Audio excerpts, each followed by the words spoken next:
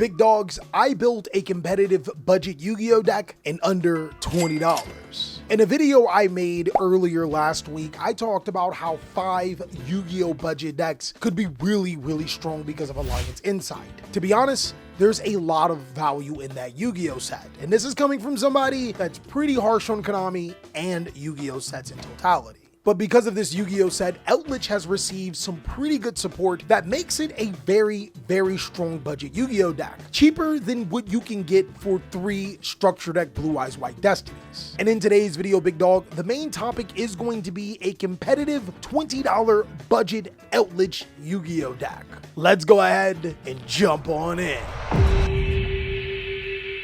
What's going on? What y'all big dogs? And it is an amazing day for Yu-Gi-Oh! I hope that your day phenomenal. But if it isn't, don't let what happened at the beginning of your day ruin the rest of your day. So Eldlich as a budget Yu-Gi-Oh deck, there's a few things that we have to talk about before we dive into the profile. I think it's really important to set some goals, some expectations, and of course give you all the information you need to succeed. Because if I didn't, I'd be a pretty bad content creator and it wouldn't sit right on my soul to give you half information. And the first thing you're probably wondering is how the hell is Eldlich $20? While the particular cards and rarities that I'm going to be showing you will be a little bit more expensive, if you go to a reputable site like tcgplayer.com, you can add up these cards and they're ridiculously cheap.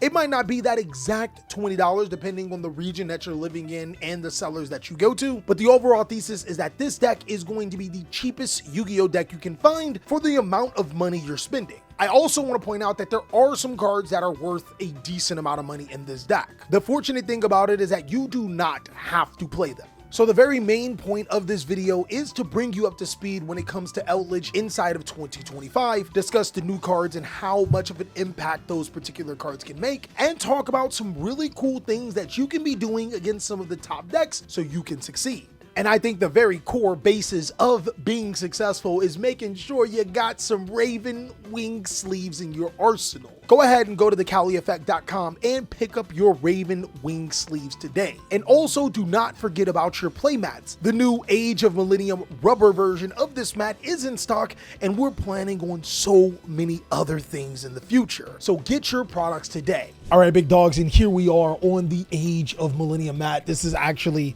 one of the sickest mats, but you guys are only partially here for this. You're probably a little bit more here for the deck profile. So Eldlich can come in a couple of different forms. I actually think if you were going to go a particular build that isn't cheap, the Fiendsmith engine is crazy good in here. This deck does have the extra deck space, and the Fiendsmith cards almost work how Odeon would have worked in competitive Yu-Gi-Oh! Just about a month ago. Since Eldlich doesn't care about its extra deck space, you can play all of the important Fiendsmith cards, and in turn, the Fiendsmith cards not only allow you to eat up hand traps, they also provide protection, but even more importantly, the deck is entirely light, so you can also run cards like Dominus Purge inside of the deck with almost no problem. Again, I would strongly consider that if you had the bankroll to be able to afford cards like Fiendsmith Trapped, but this deck is going to be a more low to the ground type anti-meta stun-like Yu-Gi-Oh deck. And the monsters for this deck start off with 2 copies of Eldlich the Golden Lord, and I would love to say that that's it, but I consider the Golden Land cards as monsters too, because there's 3 Conquistador, 2 Hackero, and 2 copies of Elixir of the Glorious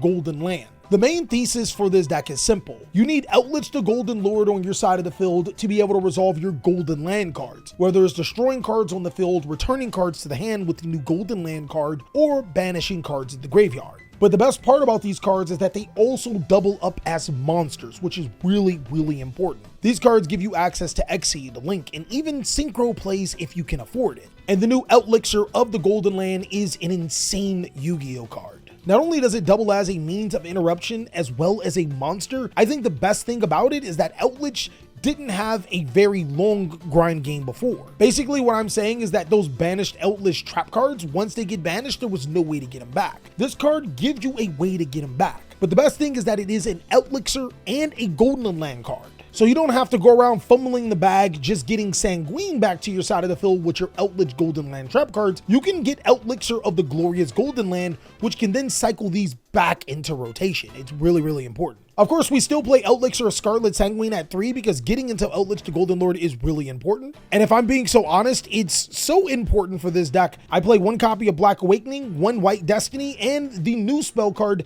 Delta Invitation with a Terraforming. Now, Delta Invitation with a Terraforming helps transform the deck even further. This is the Foolish Burial for Eldlich the Golden Lord, but also is food for Golden Lord, while being a card that can cycle itself back into our hand when we send it to the graveyard to summon Golden Lord himself. Another really important card effect is that this card can summon a zombie monster to your side of the field. One thing that modern Yu-Gi-Oh decks hate is having their monsters stolen, and Eldlich the Mad Golden Lord is a really good card. A monster that can't be destroyed by battle or card effects, but can tribute a Delta token every single turn to force your opponent to interact with its take effect before you can get your other effects is pretty good in my book.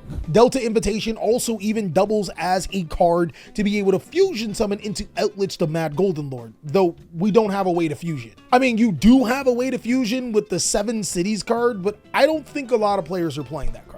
To complement all of these cards, getting into your Golden Land and Eldlich cards at times are important, so I do play 2 copies of Curse Outland. You don't necessarily need 3 of this card because it clogs. It's one of those cards where in the correct situations, if you have in your hand, it's really good, but it's not a card you necessarily want into your hand. Personally, I think Curse Outland is probably better as a going second card than going first. Seeing that Eldlich is a trap-based Yu-Gi-Oh deck, you would think you'd be at a severe disadvantage if your opponent went first. I think that needs to be put to rest. And one of the biggest things about this is that, yes, that normally would be true if you didn't have momentum swinging cards. I want you to think of the Eldlich cards like your normal engine playing into a board, except instead of playing on turn 2 like a normal combo or mid-range deck would, Eldlich plays on turn 3 of your opponent's turn.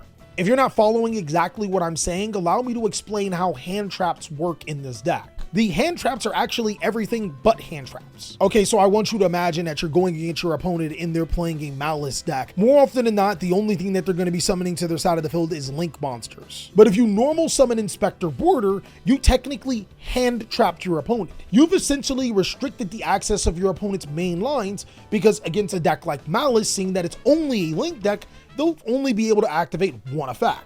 Summoning Inspector Border is almost the exact same thing as activating 2 or 3 hand traps in Yu-Gi-Oh right now.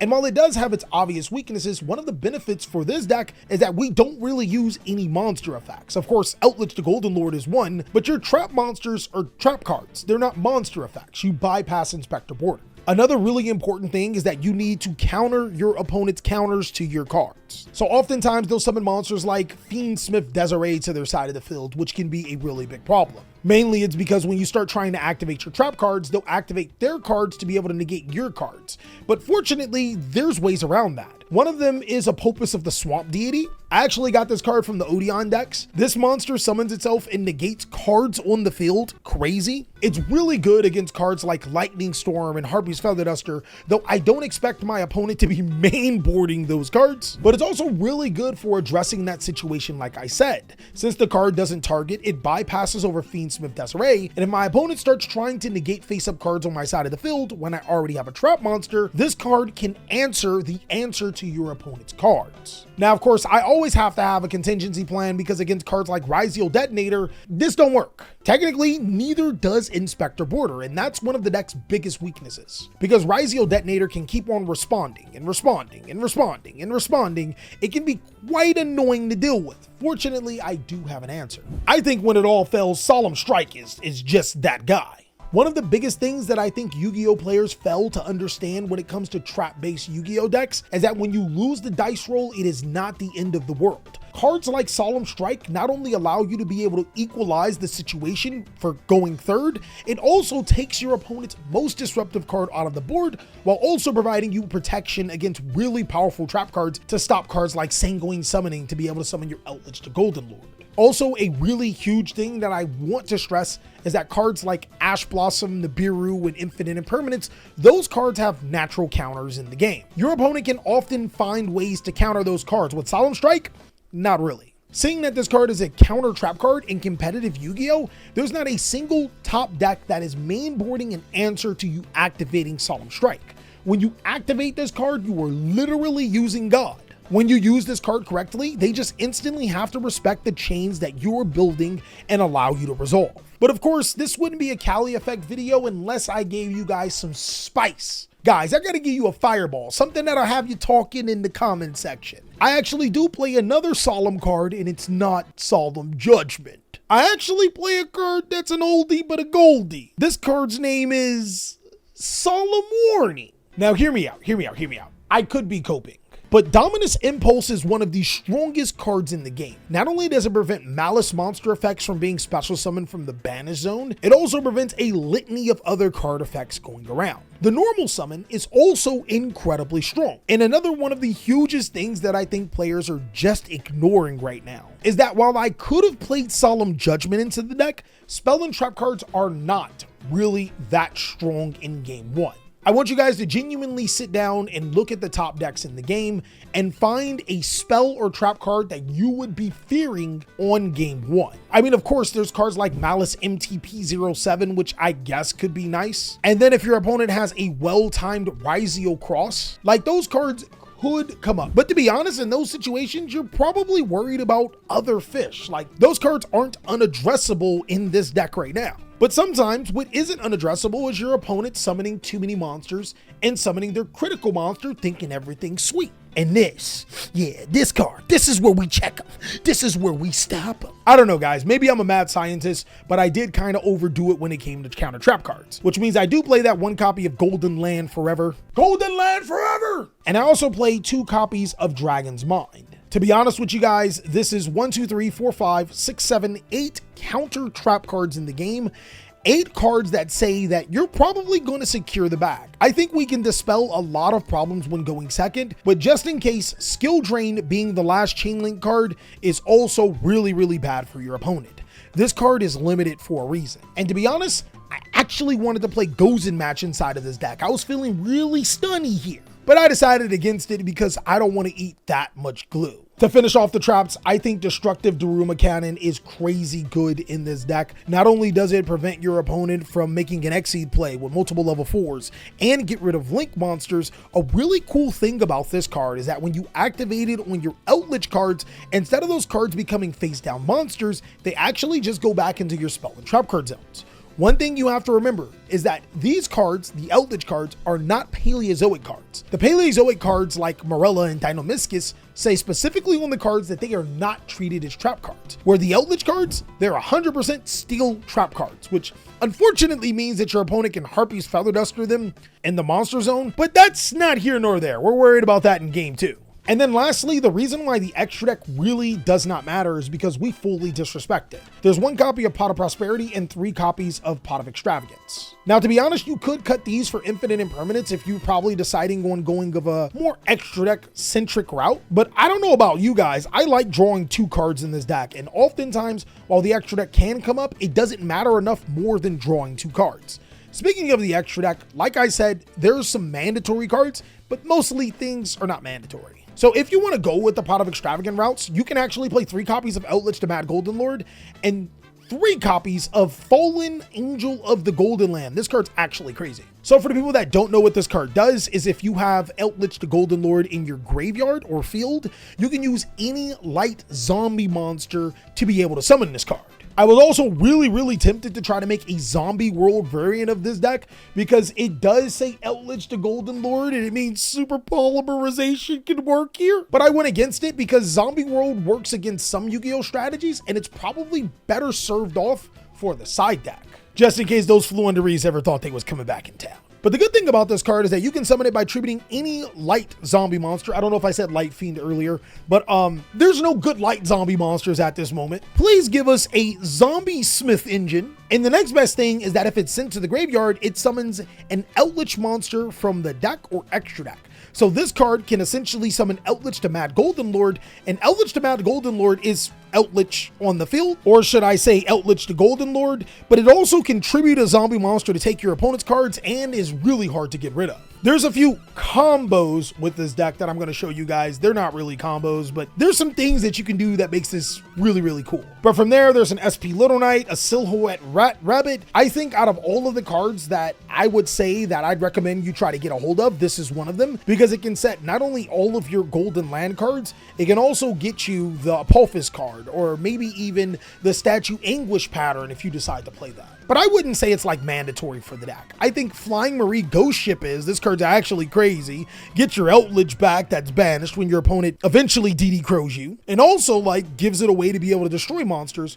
One Lino, one Link Spider. This card is not mandatory, but it's really cool and easy to make for this deck. The Super Dreadnought Rail Cannon Juggernaut Leib and the Super Dreadnought Rail Cannon Gustav Max. This card isn't mandatory, but this is like our access code talker, right? The Verugis, also not a mandatory card, but really, really good because this deck can summon 10s. The Sky Crisis, and I play the Constellar Pleiades for my 5, simply because I haven't played it since Constellars have been good, which has been a very long time. But now you're probably wondering, what is this golden combo, big dog?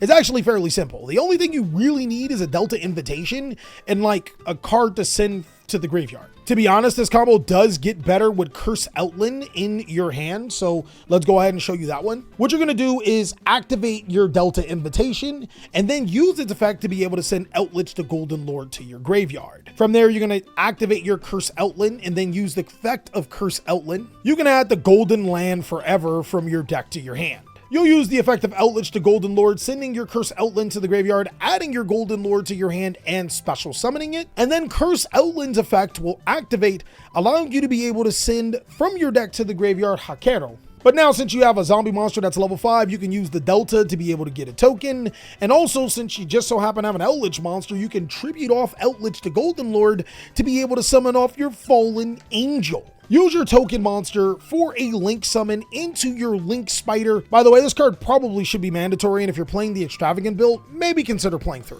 And then now, since you have 2 effect monsters, you can use both of these monsters for a Link summon into your Silhouette Rabbit. Trigger the effect of your Fallen Angel, the Golden Land. Look, you can summon Eldlich from your deck, you can summon Eldlich from your graveyard, or you can just summon Mad Golden Lord to your side of the field. This card's crazy. And then activate the effect of your Silhouette Rabbit. You have a couple of options here. You can set your Apophis of the Swamp Deity, but keep in mind, you can also set your Hakero and your Conquistador. I set those backwards, but you get what I'm saying. So either one of these work. In this particular situation, I'm just going to go ahead and play it safe. I'm going to go ahead and set the Conquistador, and then I'm going to go into my end phase and activate the effect of Hakero. We go ahead and banish this to be able to set any Elixir, which Golden Land just so happens to be an Elixir. So in this particular situation, you actually have quite a few things going on. We'll just 2 Yu-Gi-Oh cards. You have Conquistador to be able to destroy a card on your opponent's side of the field. You have Elixir of the Glorious Golden Land to be able to bounce a card on the side of the field. And of course, it summons itself. You also have the effect of Rabbit to be able to destroy a spell or trap card on the field because you summoned monsters. And then you have Golden Land Forever, which is an Omni negation, putting Conquistador to the graveyard. And then, as you guys should already know, you have the effect of your Conquistador on your opponents or on the following turn. This gets you back that Elixir of the Glorious Golden Land, which allows you to start recycling these cards back to your side of the field. And then still keep in mind, you still have Eldlich the Golden Lord in your graveyard. Summoning this guy means you have 2 level 10s to be able to go into your Verugis or this package for game. But that's pretty much all that I have for the Eldlich deck profile, the $20 deck. Now again, I know I showed you some cards that are a little bit more expensive to $20, but you don't have to play them. In fact, not only have I given you really low to the ground budget options, I even got your Tinker Tinking. Maybe you can play some Fiendsmith cards or even some other expensive cards to play. I think the new card, Songs of the Dominators, is pretty freaking crazy, especially considering this deck doesn't summon or activate cards from the hand or deck graveyard a lot, so that works. But again, let me know what you guys think about this competitive $20 Yu-Gi-Oh deck. And also, be sure to go to TheCaliEffect.com to pick up your sleeves, your mats, and use my TCG Player link anytime you're buying from TCG Player. I hope you guys are having an amazing day, and of course, click on one of these videos so I can catch you on the next one.